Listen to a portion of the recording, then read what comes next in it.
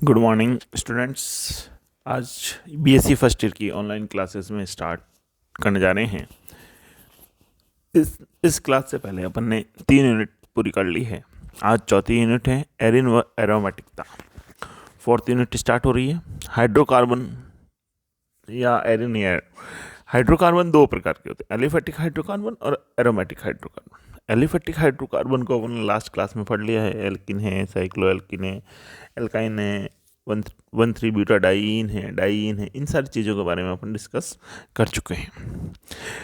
ठीक है, आगे बढ़ते हैं। इनका वर्गीकरण सर्वप्रथम किस आधार पर किया गया वो चीज़ अपने लिए इम्पोर्टेंट है। ठीक है बच्चों, तो एलिफेटिक वर्ड जो है वो दो वर्ड्स एलिफोस से मिलकर बना हुआ है। एलिफोस का मतलब होता है वसा, यानी इन्हें सबसे पहले वसा से प्राप्त किया गया, इसलिए इनका नाम रख दिया गया एलिफेटिक। दूसरा है एरोमेटिक वर्ड। एरोमेटिक का मतलब होता है एरोमा। एरोमा यानी सुगंध, यानी अगर विशेष प्रकार की अगर किसी में गंध उपस्थित है तो अपन उन्हें एरोमेटिक यौगिक कहते हैं। इन यौगिकों में विशेष गंध प्राप्त होती है, अतः इन्हें एरोमेटिक यौगिक कहते हैं। ठीक है, वर्तमान परिभाषा के अनुसार इनकी जो डेफिनेशन है, ये जो डेफिनेशन अपन ने अभी पढ़ी वो डेफिनेशन स्रोत के आधार पे थी। अब जो वर्तमान परिभाषा है वो क्या कहती है? एलिफेटिक ये यौगिक हक्कल नियम चक्रीय अनुनाद का पालन नहीं करते तथा यौगिक समतलीय नहीं होते। जो चक्रीय अनुनाद, हक्कल नियम और समतलीय नहीं होते उन्हें एलिफेटिक नाम दे दिया गया है। ये सामान्यतया अचक्रीय aliphatic normally non cyclic compounds होते हैं। एरोमेटिक ये चक्रीय यौगिक होते हैं जो हक्कल नियम का पालन करते हैं, चक्रीय अनुनाद भी उपस्थित होता है और समतलीय भी होता है। अगर ऐसी तीनों व्यवस्थाएं अगर इसी में उपस्थित है तो उस यौगिक को अपन एरोमेटिक यौगिक कहेंगे। ठीक है बच्चों, एरिन एरिन कह दो या एरोमेटिक यौगिक कह दो। एरिन को वर्गीकरण जो है वो दो भागों में वर्गीकरण किया गया है। पहला भाग मोनोसाइक्लिक यानी एक चक्रीय, और दूसरा पॉलीसाइक्लिक वे यौगिक जिनमें एक बेंजीन या एक एरोमेटिक रिंग उपस्थित हो, that is called monocyclic compound. ठीक है, अगर एक से अधिक हो तो उसे अपन क्या कह लेंगे? Polycyclic compound. ठीक है, जैसे मोनोसाइक्लिक में के बाद पॉलीसाइक्लिक को दो भागों आइसोलेटेड पॉलीसाइक्लिक, यानी जिसमें दो कार्बन कॉमन नहीं है, दोनों अलग अलग रिंग आराम से दिख रही हो, दैट इज कॉल्ड आइसोलेटेड। एक होते कॉन्जुगेटेड। कॉन्जुगेटेड में क्या होता है? दो कार्बन कॉमन होते हैं, that is called conjugated aromatic ring. जैसे अपन पहले आइसोलेटेड का एग्जांपल ले लें। ये आइसोलेटेड, ये एक बेंजीन रिंग, ये दूसरी बेंजीन रिंग। दोनों बेंजीन रिंग की जो आइडेंटिटी है वो अलग अलग शो हो रही है। ठीक है बच्चों, अगर मैं ले लूँ कॉन्जुगेट जैसे ये मैंने रिंग ली और एक रिंग ये ली, इसमें दो रिंग, यहाँ पे देखो ये दो कार्बन कॉमन है और इसमें ये एक कार्बन। तो अगर कॉन्जुगेट तो ये तो कहलाएगी विलगित आइसोलेट, और ये कहलाएगी कॉन्जुगेट रिंग। इस तरह से दो रिंगें अपन को प्राप्त हो रही है, कॉन्जुगेट और आइसोलेट। ठीक है बच्चों, चलो आगे बात करते हैं अपन वर्गीकरण के बाद में बेंजीन या बेंजीन व्युत्पन्नों का नामकरण कैसे करना। जो एरोमेटिक कंपाउंड्स हैं उसका नॉमेनक्लेचर अपन कैसे करेंगे, नाम कैसे लिखेंगे, उसके बारे में डिस्कस करने जा रहे हैं। बेंजीन या बेंजीन व्युत्पन्नों का नामकरण, बेंजीन या इससे जुड़ी हुई यौगिक की स्थिति व नाम लिखकर अंत में बेंजीन लिख देते हैं, यानी उसकी पोजीशन लिखते हैं अगर उससे कोई समूह या कोई भी समूह जुड़ा हुआ है, और बेंजीन के अकॉर्डिंग उसका नाम लिखा जाता है। यदि बेंजीन वाले से एक संयोजकता फ्री हो, अगर बेंजीन वाले हैं, ये बेंजीन वाले हैं और उस बेंजीन वाले से एक वैलेंसी फ्री हो, तो उसे अपन फेनिल बोलते हैं। This is known as phenyl. Okay, अब अपन को नाम लिखना है तो कैसे नाम लिखेंगे, आइए चेक करते हैं। नाम नॉमेनक्लेचर चेक, ठीक है, आओ चेक करते हैं। जैसे एक उदाहरण अपने पास है, अपने पास ये नाम है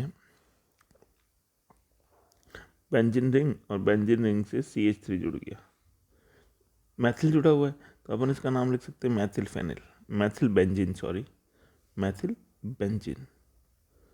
अगर CH3 की जगह C2H5 जुड़ जाए तो इसका नाम हो जाएगा ethyl benzene, ethyl benzene, ethyl benzene. Okay. अगर दो जुड़ जाएं, अभी तक देखो अपन ने नंबरिंग कहीं यूज़ नहीं की, अगर दो जुड़ जाएं जैसे ये बेंजीन रिंग और उससे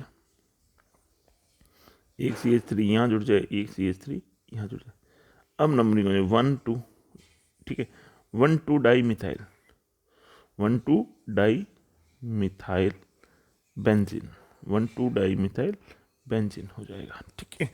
इस तरह से नाम है।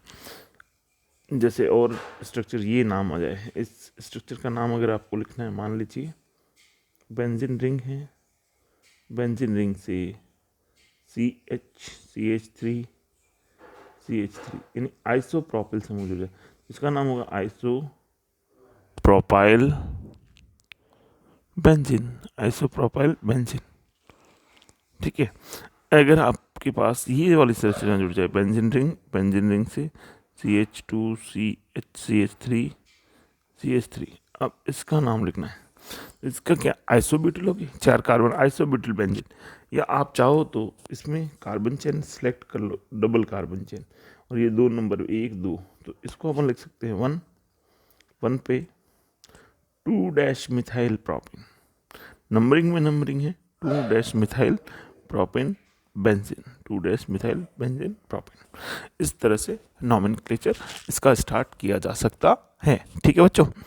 अब और एग्जाम्पल देख लो, ये तो सिंपल एग्जाम्पल था, कोई भी अगर प्रतिस्थापी जुड़ा तो लास्ट में बेंजीन जोड़ दो प्रतिस्थापी का नाम लिख कर। अगर एलिफेटिक दोनों चेन प्रेजेंट हो, एलिफेटिक भी प्रेजेंट हो और एरोमेटिक भी प्रेजेंट हो, इस केस में क्या होगा, जैसे ये एक एग्जाम्पल है, इस एग्जाम्पल में क्या है कि एक तो ये बेंजीन रिंग है और एक ये एलिफेटिक रिंग है। अब ऐसा केस हो जाए तो उसमें देखते हैं कि दोनों में कार्बन की संख्या किस में ज़्यादा है, कार्बन की संख्या जिसमें ज़्यादा होगा उसको मुख्य मान लेंगे, वो हो जाएगा अपना मुख्य कार्बन श्रृंखला। अगर कार्बन की संख्या दोनों में बराबर है तो फिर एरोमेटिक को प्राथमिकता देंगे। अब इसमें क्या है देखते हैं, इसमें तो 6 कार्बन है, जो एरोमेटिक रिंग है उसमें तो कितने कार्बन है 6, और इस एलिफेटिक में 1 2 3 4 5 6, इसमें भी 6 कार्बन है, ठीक है, लेकिन सॉरी 6 से ज़्यादा है, ठीक। तो अब किसको प्राथमिकता दें, तो इसको प्राथमिकता अपन देंगे। तो इसमें एक नंबरिंग कहाँ से स्टार्ट करें, 1 2 3, इधर से करें 1 पे ही सब्सटीट्यूएंट आ रहा है, 1 2 3 4 5 एंड 6, तो इस केस में नाम होगा 2 ethyl, 3 ethyl 4 methyl 1 phenyl hexane, okay. इस तरह से नाम होगा। एलिफेटिक कार्बन श्रृंखला और एरोमेटिक कार्बन श्रृंखला अधिक या बराबर हो तो एलिफेटिक श्रृंखला को मुख्य श्रृंखला माना जाता है, और उसी के अकॉर्डिंग नॉमेनक्लेचर अपना चलता रहता है, ओके बच्चों। चलिए आगे देखते हैं। यदि ऐसे प्रतिस्थापी जुड़े हों जिनका पूर्व लग्न काम आता हो तो उस यौगिकों को प्रतिस्थापी में पूर्व लग्न, जैसे ब्रोमीन है, क्लोरीन है, नाइट्रो है, तो ये दैट इज कॉल्ड सब्सटीट्यूएंट। और इन सब्सटीट्यूएंट्स के लिए इन सब्सटीट्यूएंट का यूज़ किया जाता है, कैसे यूज़ किया जाता है कि जैसे ये ब्रोमीन जुड़ गया बेंजीन रिंग से, तो इसका नाम सिंपल सा नाम हो जाएगा ब्रोमो बेंजीन, ठीक है। अगर क्लोरीन जुड़ गया, सपोज कि ये क्लोरीन एटम जुड़ गया, इसका नाम हो जाएगा क्लोरो बेंजीन। NO2 जुड़ गया तो नाइट्रोबेंजीन, NO जुड़ गया तो नाइट्रोसोबेंजीन। इस तरह से नॉमेनक्लेचर चलता रहेगा। ये था, और इसके अलावा भी है कि दो प्रतिस्थापी हो, अगर दोनों प्रतिस्थापी नियरेस्ट पोजीशन पे जुड़े हुए हो तो नाम क्या होगा, नियरेस्ट पोजीशन पे जुड़े हुए हैं तो इनका नाम हो जाएगा, और तो सिम कॉमन लैंग्वेज में अगर 1 3 पोजीशन पे है तो इसका नाम हो जाएगा मेटा, और अपोजिट में है तो इसका नाम हो जाएगा पैरा। जैसे 3 एग्जांपल, 2 CH3 बेंजीन रिंग से जाइलिन बोलते हैं, 2 CH3 2 CH, अब दोनों पास पास में 1 नंबर और 2 नंबर की पोजीशन। देखिए ये मैं आपको ये एग्जाम्पल थोड़ा सा बड़ा करके बता देता हूँ, ठीक है। अब दोनों पास पास में, तो ऑर्थोजाइलिन बोलेंगे। इसमें एक अल्टरनेट पोजीशन में तो मेटाजाइलिन, इसमें अपोजिट पोजीशन पे है तो पैराजाइलिन बोलेंगे। इस तरह से नोमेनक्लेचर है, ठीक है। अगर IUPAC में क्या हो जाएगा, नंबर लगा देंगे 1 2 dimethyl xylene, 1 3 dimethyl xylene, 1 4 dimethyl benzene. Benzene इस तरह से नोमेनक्लेचर हो। अगर दूसरे अलग अलग हैं तो फिर नंबरिंग देखेंगे जो अल्फ़ाबेट में, जैसे ये है तो 1 और 2, 1 पे इथाइल हो गया, 2 पे मिथाइल हो गया, 1 इथाइल 2 मिथाइल बेंजीन, ये पोजीशन आ जाए तो इसमें देखेंगे सबसे आइसोप्रोपिल पे लगेगा 1 आइसो, तो ये नंबरिंग जो स्टार्ट होगी वो यहाँ से यहाँ होगी 1 2 3 एंड 4, तो 1 आइसोप्रोपिल 4 मिथाइल बेंजीन, इस तरह से नोमेनक्लेचर चलेगा। ठीक है बच्चों, आज की क्लास में इतना ही। नेक्स्ट क्लास में पढ़ेंगे।